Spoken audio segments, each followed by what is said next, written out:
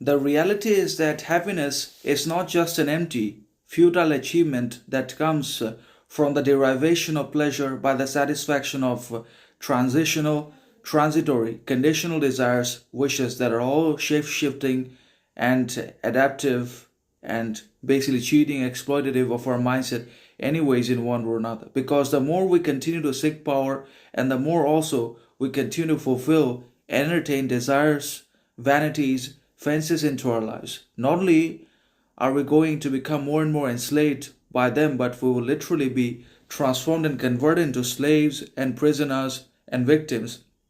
to the external systems and outside organizations and to malicious faculties, whereby we'll be fulfilling their demands, conditions, obligations, expectations laid in front of us because of our conformity, because of our unresolved weaknesses and unintegrated shadows, and obviously unconscious content which we repeatedly refuse to see and acknowledge and embrace and own in ourselves in one or another. So, desire, power, and basically vanity are all fundamentally destructive, dangerous, self sabotaging qualities, conditions to entertain, to fulfill, anyways. We must try to liberate ourselves as much as we can, not only from the influence of desire, but also from the influence of all power, obligation, conformity, validation, anyways, in one or another. Not only because they make us soft, but also because we eventually become powerless slaves and we become enslaved by whatever we refuse to face, confront, and moderate in ourselves. And they also systematically convert us into their slaves, and obviously they enslave us in one or another without us realizing, because we're unconscious, because we're repressed, anyways, in one or another. And we must also always try to achieve absolute and unconditional freedom, sovereignty, not only from all external obligation, outside demands, and external authorities,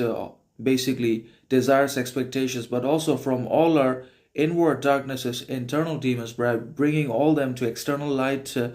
from both internal and external need, desire, dependency, expectation, etc. So happiness is not easy. Happiness is not about pleasures, distractions, comforts to life, or self-obsession. It's a very rare achievement that comes only by being and remaining virtuous, authentic, steadfast, individual, outspoken at every step of the way, from being able to exert and exude one's own self-cultivated morals and individual principles, ideals, values at every step of the way, by not sacrificing or compromising with any of our standards,